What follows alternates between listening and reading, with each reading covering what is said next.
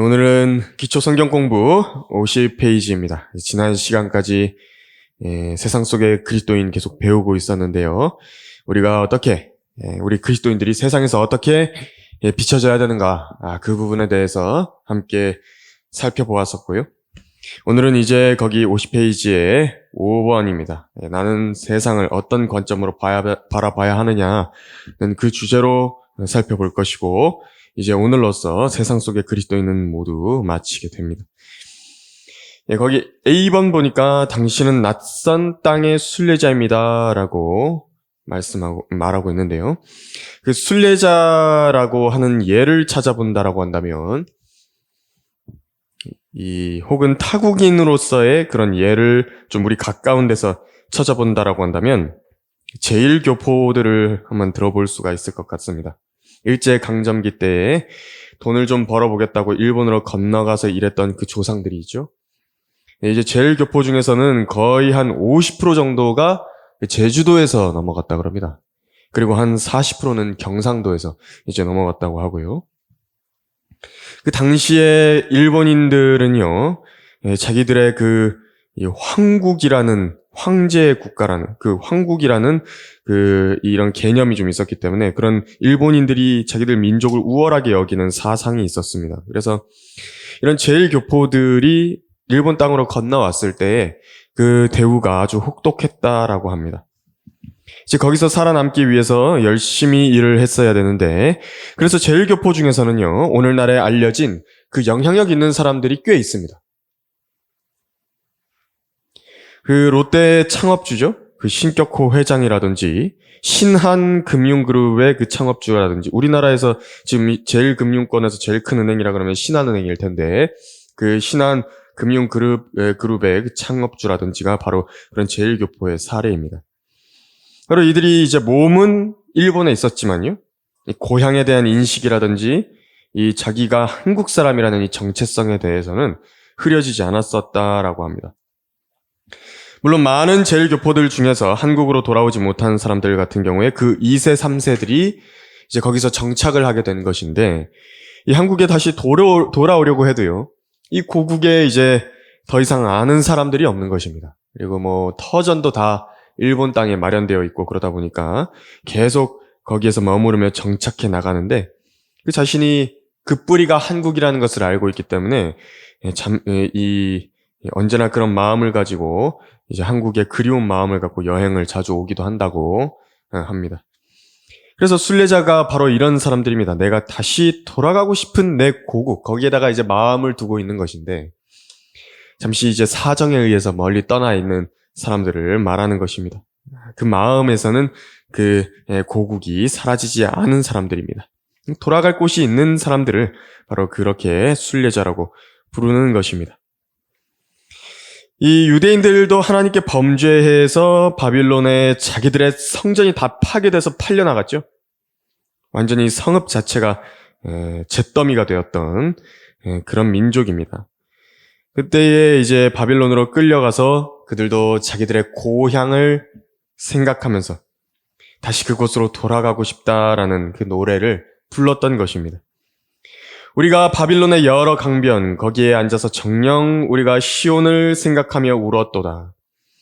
우리가 우리의 하프들을 그곳 가운데 있는 버드나무들에 걸었나니 라고 시편 137편에서 말씀하셨습니다. 그렇게 이 고향을 생각하면 눈물이 나는 것이죠. 네, 저도 이제 어릴 적에요. 서울의 한 그 동네에서 이렇게 살았었는데 청주에 잠깐 내려갈 일이 있어가지고 이사를 가서 1년 정도를 살았었던 적이 있습니다. 그런데도 내가 그렇게 살았던 이전의 집, 좋지도 않은 집입니다. 이렇게 반지하에다가요, 물도 새고요, 곰팡이 피고요, 또 집이 산등성이에 있는 바로 그런 곳이었는데, 그렇게 그 곳만 이제 생각하면요, 왠지 마음이 안정이 되고 이제 돌아가고 싶은 그런 마음이 든 것입니다. 그래서 교재에는 히브리서 11장 13절이 인용되어 있는데요. 제가 읽어드리면요. 이들은 모두 믿음 안에서 죽었으나 모두가 그 약속들을 받은 것은 아니로되 멀리서 그것들을 보았고 확신하여 소중히 간직하였으며 이 땅 위에서 타국인이요 순례자라고 고백하였느니라. 믿음의 눈으로 그 멀리 있던 것을 보았던 사람들이 우리 믿음의 조상들입니다. 하나님의 약속을 마음속에 간직하고 있었던 사람들, 그들은 모두 그렇게 본향을 바라보고 있었던 것입니다. 그래서 B번 보면요, 당신의 집은 하늘에 있습니다 라고 했습니다. 에베소서는 개인적으로 한번 찾아보시고 빌립보서 3장 20절도 제가 읽어드리면요, 우리의 시민권은 하늘에 있으므로 우리가 그곳으로부터 오실 구주이신 주 예수 그리스도를 기다리고 있으니 라고 말씀하셨습니다.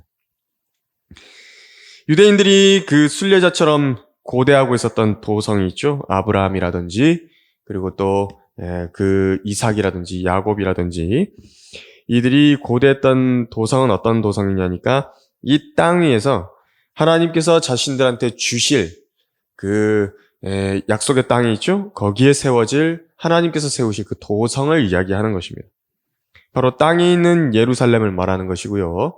그리고 예수 그리스도께서 오셔서 세우실 그 천국이라 불리는 유대인의 그 도성을, 왕국을 기다리고 있었던 것입니다. 그래서 신기하죠? 땅에 있는 왕국인데 천국이라고 불리는 것입니다. 천국이다. 또 그리스도인들도 순례자처럼 고대하고 있는 도성이 있죠. 바로 아브라함의 영적인 씨가 고대하는 것인데, 그것은 이제 하늘에 있는 도성입니다. 땅과 하늘, 이 두 가지가 나뉘어 있는 것입니다. 하늘에 있는 새 예루살렘을 우리는 고대를 하고 있습니다. 둘 다 반드시 이루어질 일들인데, 들어가는 거기서 거주할 수 있는 거주자로서의 자격은 어떻게 얻게 되냐니까 출생의 문제죠. 출생의 문제입니다. 내가 성령으로 태어났느냐? 그렇게 성령으로 태어났다라고 한다면 바로 하늘의 예루살렘에 거하게 되는 것입니다. 하늘에 있는 시민권을 갖기 위해서 바로 예수 그리스도를 구주로 영접하면 되는 것인데요.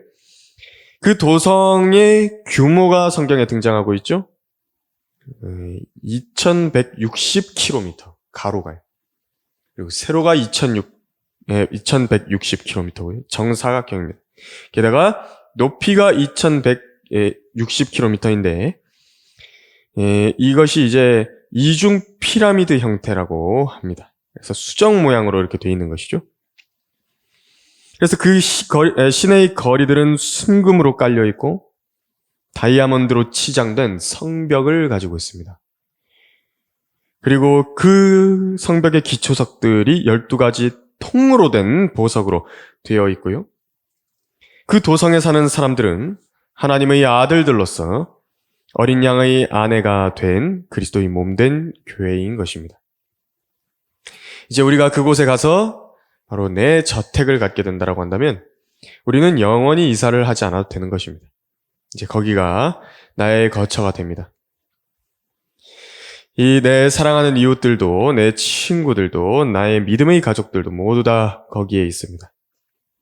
또 내가 이제 갖게 되는 그런 어떤 공간이 있는 것인데요. 내 개인적인 공간이 있는 것인데, 이제 박승효 목사님이 정리해 놓은 것을 좀 인용을 해드리자면, 새 예루살렘 안에서 거주하게 될 그리스도인들의 수를 대충 800억 명으로 계산을 해도, 그러니까 넉넉 잡아가지고 2000년간요 1년에 400만 명씩 구원을 받았다라고 추산을 했을 때 그렇게 80억 정도 된다라고 볼 수 있을 것인데, 많이 잡아서요.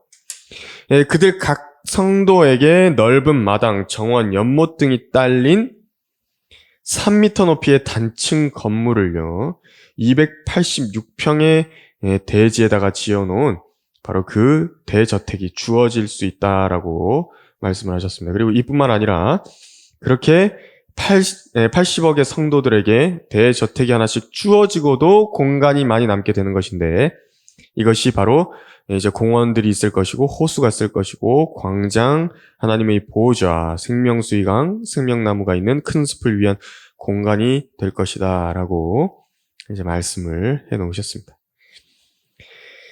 그곳에 가게 되면 정말 아주 평화로운 하루하루가 이루어지겠죠. 거기서 하나님을 찬양하는 찬송 소리가 울려 퍼지고, 밤이 없는 곳입니다. 밤이 없고 낮만 있는 바로 그곳에 우리가 가게 되는 것입니다. 다음 교재 내용 보면요, 10번에서 이 세상은 구원받지 못한 사람들을 예수 그리스도께로 인도하기 위한 선교 현장입니다. 라고 했습니다. 사도행전 1장 8절이 인용되어 있는데 여기는 한번 펴보시겠습니다. 사도행전 1장 8절입니다.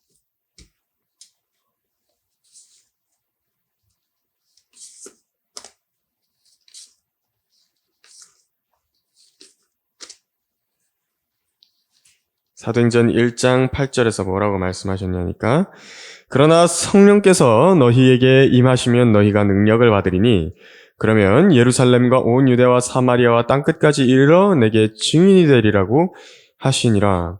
그러니까 능력을 받아야만 되는 것입니다. 이 예수 그리스도의 증거를 위해선 우리가 능력이 있어야 되는데 성령께서 임하시면 그 능력을 주시겠다라고 되어 있습니다. 그래서 성령으로 침례를 받고 성령으로 충만한 그리스도인들을 어떻게 알아볼 수 있는가? 이 구절에서 말씀하신 대로 예수님의 부활의 증인이 될 것이라고 말씀하신 것을 한번 유심히 보십시오. 누가 뭐라 해도요. 유명한 목사들이라든지 세상을 미혹시키는 종교 사기꾼들이라든지 신학자들이라든지 자기에게 하나님의 능력이 나타난다 말하는 그런 은사주의자들이라든지 그들이 자신들에게 성령 하나님께서 함께 하시는 증거가 있다라고 그렇게 거짓말을 하지만요. 진짜 성령으로 충만한 증거는 또 하나님께로부터 오는 능력을 성령을 통해서 받은 것이 확실하다라는 그 증거는요. 예수 그리스도의 부활을 세상에 나가서 담대하게 증거하는 사람이 되는 것입니다. 이 일을 위해서 잠시 하나님께서는 우리를 이 땅 위에 머물게 하고 계신 것입니다. 또 뭐라고 말씀하셨냐니까 우리가 이 땅에 머무는 이유가 뭐냐? 그렇게 예수님을 증거하기 위한 것이고 또 다른 한 가지는 뭐냐니까 성도들의 믿음의 진보와 기쁨을 위하여 잠시 머물게 하셨다라고 우리를 그 일에 들어쓰게 하시려고 머물게 하셨다라고 빌립보서 1장 24절에서 25절까지 이제 말씀을 하셨습니다. 그래서 모든 그리스도인들은 구령자로 부름을 받았죠. 그리고 또 복음 전파자로 부름을 받았습니다. 이 복음 전파는 엄청 어려운 게 아닙니다. 복음을 전하는 것은 내가 구원을 받은 것에 대해서요. 내가 죄인인 것을 알고 예수님을 구주로 영접해서 내가 그분을 통해 구원받은 것처럼 내가 그 죄인들한테 세상에 있는 수많은 죄인들에게 나처럼 구원받으면 된다고 그걸 알려주는 것입니다. 나는 이렇게 해서 구원받았다고. 너도 그렇게 예수님을 구주로 영접해서 구원받으라고 이렇게 이야기해 주는 것입니다. 이보다 더 가치 있는 일이 어디에 있겠습니까? 주님께서는 지금 하나님의 보좌 오른편에서 대제사장의 직무를 수행하고 계시기 때문에요. 친히 이 땅을 누비시는 것은 이제 불가능한 상태입니다. 그래서 자신의 몸이 오는 대신에 그 자신의 영을 우리에게 부어주셔서 그리스도를 대신한 대사들로서 우리를 불러주신 것입니다. 영예이고 특권입니다. 그리고 세상은 우리가 추수하도록 보냄을 받은 밭입니다. 밭. 이 콩농사 같은 것을 지낸다 그러면 어떻게 합니까? 먼저 밭을 갈아엎죠? 다 밭을 갈아엎습니다. 이 쟁기나 농기구들을 이용해서 밭을 이렇게 간다고. 그 다음에 이제 고랑과 이랑을 이렇게 쭉 파죠. 그리고 요즘에는 좋은 농기구들이 있어가지고요. 거기다가 이제 이 씨를 이렇게 심는 기계들에다가 이렇게 빨갛게 약품 처리한 콩 씨들을 이렇게 쭉 넣고요. 그것을 이제 그냥 밀고 다니면 이제 알맞은 간격으로 콩들이 이렇게 잘 심겨집니다. 그리고 하나님께서 이제 내리시는 비와 햇볕 그리고 바람을 통해서 콩들이 이제 자라나기 시작하면요. 이제 때가 되었을 때 수확을 하게 됩니다. 이 수확의 때를 놓치게 되면요. 결국에는 어떻게 되냐니까 전부 다 짐승들의 밥이 된다든지 거름으로 돌아간다든지 거두어서 불로 태우게 되는 것입니다. 이 수확의 때 그래서 열심히 거둬야 됩니다. 그 수확한 것을 이제 실제로 판매해서 이익을 남기게 되면 그만큼 뿌듯하고 좋은 일도 없죠. 기분 좋은 일도 없습니다. 그래서 성도 여러분들께서도 수고하셔서 거두어들인 그 새로운 생명들을 하나님께서 하늘에서 일일이 계산하실 것인데 내가 그 구령한 그 사람이 또 내가 거기서 설교할 때 구원받았던 바로 그 사람이 또 내 손에서 나간 그 전도지 한 장 있죠. 그걸 받아가지고 읽어서 구원받은 그 사람이 하늘에 올라와가지고 자신이 그 구원받은 때를 분명하게 기억하고요. 우리를 알아보는 것입니다. 아주 귀한 일입니다. 아주 가슴 벅찬 일입니다. 이것만큼 우리 주 예수님 앞에서 더 자신 있게 자신을 자랑할 만한 일이 있겠습니까? 그래서 구령자들은요, 바로 하나님 앞에, 바로 우리 주님 앞에 아주 자랑스럽게 설 수 있는 것입니다. 그래서 우리가 복음을 전하고 나면요, 아주 배가 부른 것입니다. 예수님께서도 그 사마리아 여인에게 이렇게 자신을 계셔질 때 요한복음 4장에서 자기 제자들이 이제 먹을 것을 사려고 성읍으로 들어갔는데 자기가 이제 사마리아 여인한테 이렇게 복음을 전하시고 나서 그 제자들이 이렇게 돌아오니까 나는 너희가 알지 못하는 먹을 음식이 있다고, 내가 하나님의 일을 하는데 그것이 바로 하나님께서 나한테 주신 음식이라고. 그래서 그 한 사람을 만나서 복음을 전했을 때 이렇게 그 사람을 믿고 구원받으면 그 한 사람으로 인해서도 기쁜 것입니다. 그렇게 배가 부를 수가 없습니다. 다음 교재 내용 보시면요, 기본 질문입니다. 이제 여기서는 이 세상 정부에 대한 처신을 이제 말씀하고 있죠. A번에 정부에 대한 나의 의무는 무엇입니까? 라고 했습니다. 그러니까 세상에 살아가면서 피할 수가 없는 게 이 세상 정부인데요. 우리가 어디에 속해 있게 돼 있습니다.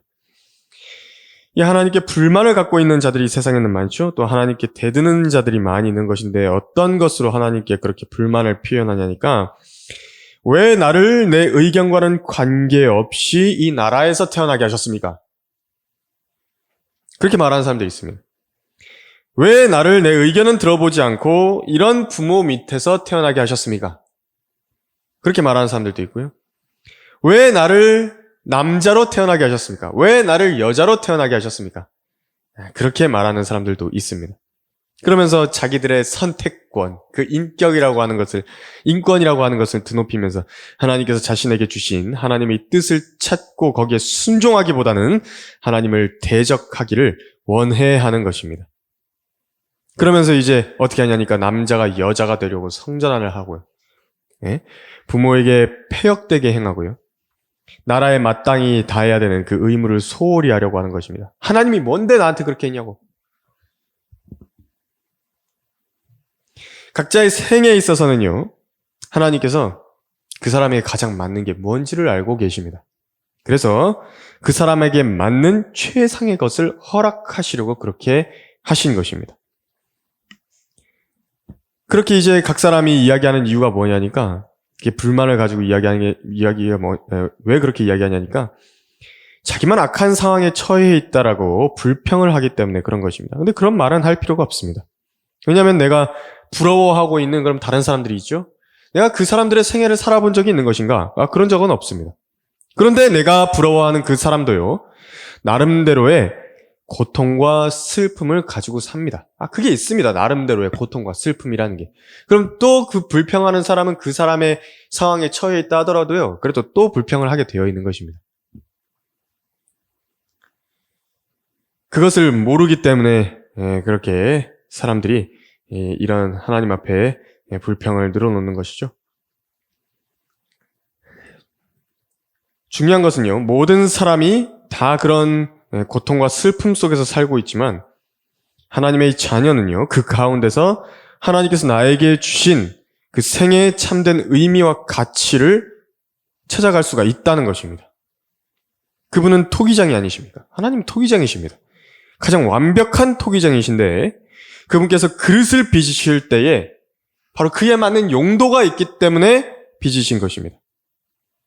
자신이 그런 하나님께 대한 감사를 잊었기 때문에 사람들이 그렇게 불평을 늘어놓는 것입니다. 그래서 사실은 형제들을 부러워하는 자매들도 많이 있습니다. 즉 설교할 수 있다라는 부분이라든지 그런 것 때문에 교회에서 어떤 이런 영광의 면류관에 해당되는 이런 직분을 맡을 수 있는 것이라든지 그런 것에 대해서 이제 부러워하는 사람들 많이 있지만요. 그에 반해서 또 형제들도 자매들 부러워하는 사람들 많이 있습니다. 자매님들도 이렇게 형제들보다는 아무래도 다른 사람들한테 이렇게 접근해서 복음을 전하기 더 쉽지 않습니까? 그런 부분에 대해서 은사를 받은 분들도 많이 있고요. 그래서 그것은 서로 이렇게 상호 교환될 수 있는 부분입니다. 그런 부분들이. 교재 다음 내용 보시면 첫 번째로 세 가지 하나님께서 정하신 세 가지 기관 중에 하나가 바로 정부입니다라고 했습니다. 그래서 나머지 둘은 가정과 교회입니다. 모든 정부는 사탄이 조정하기 때문에 근본적으로 하나님을 대적합니다. 그래도 당신은 하나님께서 정하신 바에 복종해야 합니다라고 했습니다. 하나님께서 정부를 만드셔서 국가를 이제 운영하게 하시는 것인데 그 정부를 통제하는 주체가 뭐냐니까 이 세상의 통치자인 마귀라는 것을 우리는 잘 알고 있습니다. 하나님께서 정부를 그런데 그 마귀의 손아귀에서라도 허락하시는 이유가 있는 것인데 왜 그러시냐니까 이 세상에 죄가 들어왔기 때문에 그 죄에 의해서 사망이 왔죠. 또 죽음의 두려움의 그 권세가 사람들을 지배할 수밖에 없기 때문에 이 마귀에게 그런 권세를 가진 마귀에게 하나님께서 통치를 일시적으로 허락을 하신 것입니다. 하나님께서 허락하신 권세와 그 활동의 범위가 있습니다. 자기 일을 하는데 정부의 기본 기능에 해당하는 부분이 있는 것입니다. 이게 어떤 것이냐니까 북한이나 중국이나 이슬람 국가들이나 종교적 통제가 강한 나라들이 있지 않습니까? 그들이 그들 손 아래에 있는 백성들이요. 마귀의 손 안에서 극심하게 고통을 받는 나라라고 그렇게 말을 하는 나라들이지만요. 하지만 그런 나라라고 할지라도 살인이라든지 강도라든지 강간이라든지 방화라든지 하는 그런 악한 범죄들에 대해서는 심판하는 것입니다. 정부가요. 그 정부가 그런 일을 하는 것입니다. 범죄자들을 감옥에 가두죠. 그런 일을 하는 것입니다. 오히려 더 강하게 처벌하는 경우가 많습니다. 그런 종교의 그런 종교적인 억압이 심한 나라들에서는. 그래서 그 어떤 나라도요, 자국민과 영토를 보호하기 위해서 군대를 갖고 있지 않은 나라는 없습니다. 그래서 기본적인 국가의 기능 때문에 하나님께서 그것을 허락하신 것입니다. 이 일을 위해서 권세자들을 허락하셔서 세우셨고, 하나님의 자녀가 아닌, 빛의 자녀가 아닌 사람들을 그 위에 그래서 허락하셔서 세워서 운영하게 하셨는데, 그 부분이 이제 로마서 13장에서 언급하고 계신 부분입니다. 한번 보시겠습니다. 로마서 13장에서.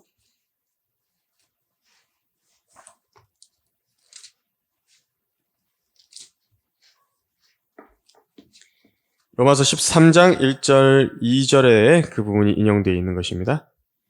각 사람은 위에 있는 권세자들에게 복종하라. 하나님께로부터 나오지 않은 권세는 없나니 모든 권세는 하나님께서 정하신 것이라. 그러므로 누구든지 권세자에게 거역하는 자는 하나님의 율례를 거역함이니 거역하는 그들은 스스로 저주를 받게 되리라고 말씀하고 있습니다. 사도 바울이 이 글을 쓸 때에 로마의 황제가 네로였죠. 사람들이 폭군이라고 말하는 사람입니다. 그런데도 그 마귀 들린 통치자 네로에게 복종하라고 말하고 있고 거역하지 말라고 말하고 있는 것입니다. 이것이 이제 성경을 거스르지 않는 범위에서 말하고 있는 것입니다. 그래서 그리스도인들은 반정부 시위라든지 집단적인 정치 행동이라든지를 하지 않습니다. 예수님도 마찬가지셨습니다. 모든 사도들도 마찬가지였습니다. 어느 누구도요, 정부의 반기를 들면서 반사회적 행동이라든지 폭동이라든지 시위에 나가가지고 피켓을 들고 어떤 정부 정책이 잘못됐다고 외치거나 그런 식으로 정치에 참여한 적이 없습니다. 이것을 분명히 알고 있어야 됩니다. 물론 이제 우리가 정부 정책상 우리의 신앙이라든지 복음 전파에 대한 악한 영향을 끼치는 것에 대해서 우리가 투표권이 있는 나라에 살고 있기 때문에 우리의 권리가 있죠. 그래서 합법적인 권리 아래서 투표를 하는 것 자체는 문제가 없습니다. 당연히 그건 문제가 되는 게 아닙니다. 그건 우리에게 주신 이 권한이기 때문에, 하나님께서 주신 권한이기 때문에 문제가 없습니다. 그런데 어쨌거나 이 최종적으로 세워진 그 권세자가 자기 마음에 안 들었다. 그렇지만 권세자는 권세자입니다. 하나님께서 허락하신 게 맞습니다. 하나님께로부터 나온 것입니다. 하나님께서는 그 국민에 맞는 지도자를 세우셨습니다. 우리가 모든 경건과 청렴함 가운데 평온하고 조용한 생활을 하기 위해서 이들을 위해서 기도해야 된다고 말씀하신 것입니다. 하나님께서. 기도해야 됩니다. 우리는 예수 그리스도께서 속히 오시는 것 외에는 이 땅에 올바른 정치를 할 수 있는 사람이 없다라는 것을 잘 알고 있습니다. 그래서 그나마 이제 우리가 공화정이라고 해가지고 민주주의에 대해서 이렇게 취득하는 것을 좋게 생각하는 이유는 그래도 그나마 견제가 된다는 얘기죠. 그리고 억압이나 이런 부분에 대해서도 종교적인 자유를 갖고 우리가 우리 믿음을 지켜나가는 데에 어려움이 없다라는 것. 그것 때문에 우리가 그렇게 지지를 하는 것입니다. 뭐 좌파라든지 우파라든지 그 두 파 중에서 비리가 없는 사람들이 있습니까? 없습니다. 둘 다 비리가 많은 것입니다. 죄인들입니다, 둘 다. 불의한 자들이 이 나라를 다스리고 재판하는 것입니다. 뭐 좌파에만 이렇게 기독교인들 이렇게 불교인들이 있는 게 아닙니다. 우파에도 둘 다 있습니다. 다 있는 것입니다. 다른 종교를 가진 모든 사람들이 다 좌파 우파에 포진되어 있는 것입니다. 그래서 성경대로 믿는 사람들은 그 기준이 아주 분명해야 됩니다. 세상에 제도화된 교회들이라든지 배교한 교회들이라든지 뭐 그런 이제 정치 목사들이나 정치판에 막 기웃거리면서 하는 것이죠. 우리는 그렇게 하지 않습니다. 그들이 그렇게 정치와 손잡고 기독교 우파라든지 그렇게 이름 붙여가지고 하는 이유는 아주 간단합니다. 이제 사람들을요, 그런 애국이라는 미명하에서 이제 교회로 유입시키기를 원하는 것입니다. 물론 애국해야죠. 애국 좋은 것이죠. 애국해야죠. 하지만 그것을 통해서요, 이제 그것을 교회의 교인 수를 늘리기 위한 어떤 방편으로서 또 자신들의 입지를 공고하게 해서요, 정치적인 입김을 만들려는 그런 의도로서 하려는 것입니다. 이게 아주 사악한 것입니다, 그것은. 사람들을 속이는 것이죠. 사람 속이는 겁니다. 이 순진한 사람들이 이렇게 애국한다 그러니까 가슴이 막 뜨거워지니까 진짜 대단한 목사님이라고 훌륭한 목사님이라고 하면서 이렇게 하지만요. 이것은 잘못된 것입니다. 교회 이름으로 나가거나 목사 이름 걸고 나가가지고 그런 짓 하는 거 아닙니다. 다음 교재 내용 보면은 2번에서 당신이 올바르게 행한다면 두려워할 것이 없을 것입니다 라고 했습니다.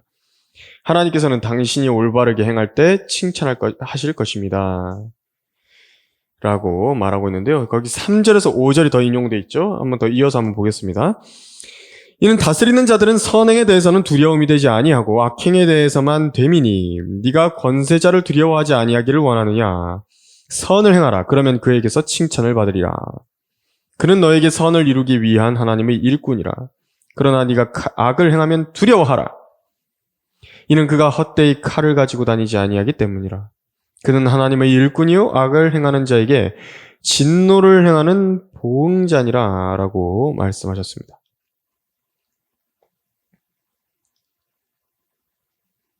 그러므로 너희가 반드시 복종해야 하나니 진노 때문만이 아니라 양심 때문이기도 하니라. 위정자들, 권세자들 이들에 대해서 말씀하시죠. 악을 행하는 자에게 진노를 행하는 보응자다라고 말씀하셨습니다. 하나님께서 그래서 권세를 주셔서 다스리게 하신 것이고 그들을 하나님의 일꾼이라고 부르셨기 때문에 이제 그 면에 있어서 이들을 존중해줘야 되는 것입니다. 그래서 여러분들께서도 자신이 합법적인 테두리 안에서 정직하게 내가 세상에서 생활을 했다. 국가에 대한 의무를 다했다. 그러면 그들에게 처벌받을 일 따위는 없습니다. 선행에 대해서는 그들은 두려움이 되지 않습니다. 선을 행했는데 왜 그 사람들이 우리에게 처벌을 하겠습니까? 물론 이제 선을 행해도요, 처벌하려고 하는 그런 사회가 있죠. 그런 게 이제 되지 않게 하기 위해서 우리가 기도하는 것입니다. 기본적으로 이 권세 복종이라는 명령은 지켜야 됩니다. 왜 한 나라가 다른 나라의 식민지가 되는 것인가? 하나님께서 역사적으로 어떤 나라를 다른 나라에 넘기실 때는요, 그냥 넘기지 않으십니다. 그거 알아야 됩니다. 그 나라에 죄가 차는 것입니다. 죄가 차는데 어느 정도 차냐니까 그 정부가요, 그 역할이라고 하는 악을 행하는 그 자들에게 진노를 행하는 보응자라고 하는 그 역할을요, 감당할 수 없는 수준이 되기 때문에, 그렇게 됐기 때문에 다른 나라에 침탈을 당하게 하는 것입니다. 항상 나라가 망할 때 보십시오. 무슨 탐관오리들이 뭐 어떻게 했네 하면서 그렇게 부정부패가 많아졌다라고 그렇게 이게 다 역사학자들이 이야기를 하죠. 그리고 나라가 막 쪼개지고 백성들은 나라가 팔려가는 것에 관심도 없어지고 그 이유가요. 사실 죄가 차는 것입니다. 그런 점에 있어서 이제 그리스도인들이 분별을 가져야 됩니다. 하나님께서 보시는 관점으로 볼 줄을 알아야 됩니다. 예레미야도 바빌론의 그 느부갓네살이요.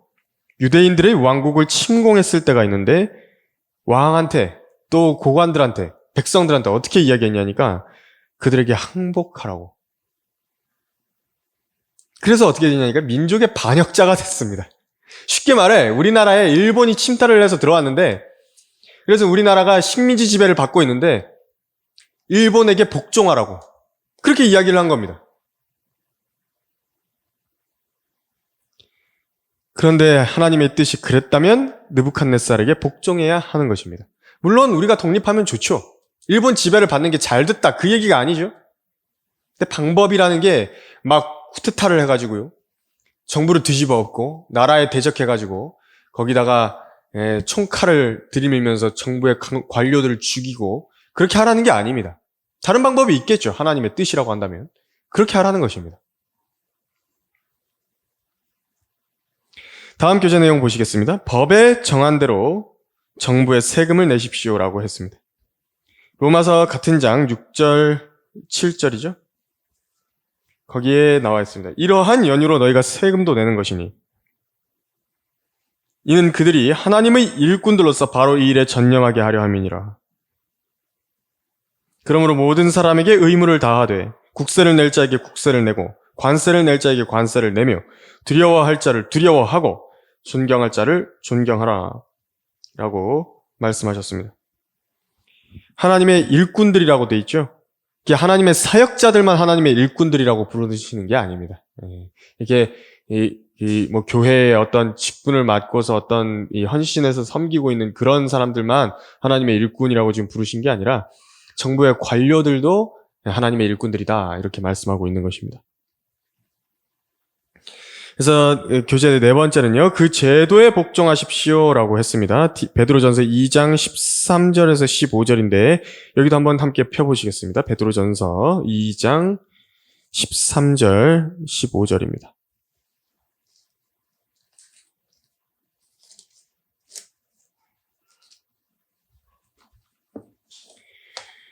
주를 위하여 인간의 모든 법령에 복종하되